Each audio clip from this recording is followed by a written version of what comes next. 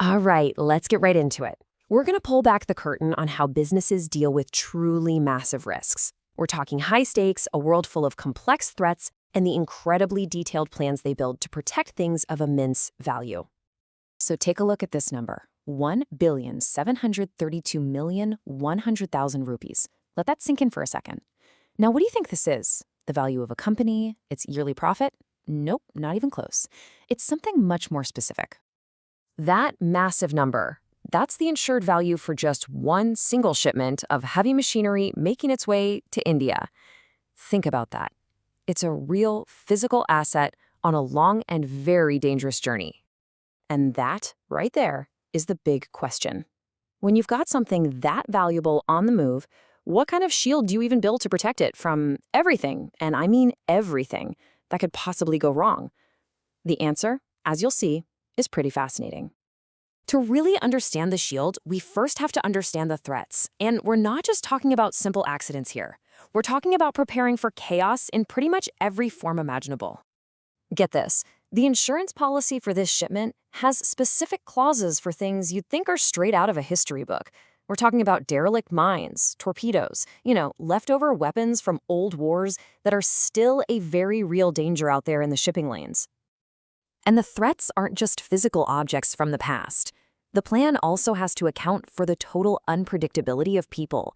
A shipment's entire journey could get thrown off course by anything from a labor strike at a port to a full-blown civil commotion breaking out along the way. Now, what I find really amazing is how this same document prepares for ancient threats and brand new ones. On one page, you've got clauses about pirates on the high seas, and on the very next, you've got language dealing with the risk of a sophisticated cyber attack. Wild, right? So the policy kicks off with this very broad, all-encompassing statement. But here's the thing. Its real power isn't in that general promise. It's in the super detailed list of very specific dangers and exclusions that have been thought through.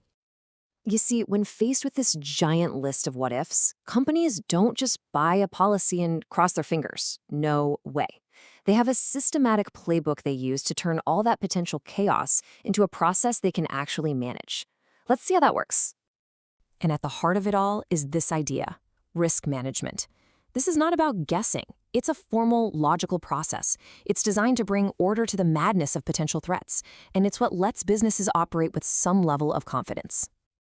And this process, it follows a really clear, logical path. First, as you see in step 1, you have to establish the context. You got to understand the world you're operating in. Then, you identify every possible risk you can dream up. After that, it's all about analysis and evaluation. Figuring out, okay, which of these is most likely to happen and which one would hurt the most. Only then, at the very end, do you decide how to treat them, whether you avoid them, reduce them, or, as we're about to see, transfer them to someone else. And here's a super important point. This isn't just about playing defense. A really good risk management process is proactive. By getting such a deep understanding of all the potential downsides, managers can also spot opportunities and figure out the smartest way to use their resources. But hang on, before you can even begin to manage all those specific risks, you need to zoom out. You need that high-level, 30,000-foot view of your entire operation. And that is where another key strategic tool comes into play. SWOT analysis. Now, you've probably heard of this one. It's a beautifully simple but incredibly powerful framework. It just forces you to look at your business from 4 different angles: your strengths, your weaknesses, the opportunities out there, and of course, the threats. Now, what's really brilliant about this is how it neatly splits the world in 2. On one side, you've got your internal factors. These are the things you can actually control, like your company's strengths and its weaknesses. And on the other side, external factors, all the stuff you can't control and can only react to, like market opportunities and threats from the outside world. So if you think about it like this, SWOT analysis gives you the strategic why.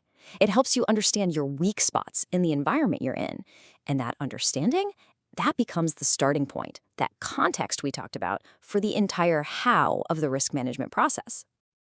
Okay, now let's bring it all together. Let's connect these big ideas directly back to that billion-rupee insurance policy. This is where all that strategic thinking gets turned into a real, tangible, legally binding shield. This slide, this is where it all clicks into place. Let's just walk through one of these. On the left, a threat, like political instability, is identified. The risk management blueprint then decides on a treatment, in this case, transferring the financial risk. And the result, on the right, a specific piece of the shield, the strikes, riots, and civil commotions clause, right there in the policy. You can see that same exact line drawn from threat to treatment to shield for every single one of these risks. And just like that super dense, confusing legal document isn't just a bunch of jargon anymore. It's actually a storybook. It's a tangible record of a company's foresight. Every single clause is the final chapter in a story that started with someone identifying a threat and ended with a concrete plan to deal with it. So when you put all the pieces together, it's crystal clear. You start with the big picture strategic context from your SWOT analysis. You feed that into the step-by-step systematic process of risk management. And what comes out the other end? The final executed shield, that incredibly detailed insurance policy. Which leaves us with one final thought. We've just taken apart the blueprint used to protect a billion rupee asset. So the real question is, how can you take this same kind of thinking, identifying threats, understanding your weaknesses, and building a systematic defense, and apply it to protect whatever is valuable in your own work or in your own business?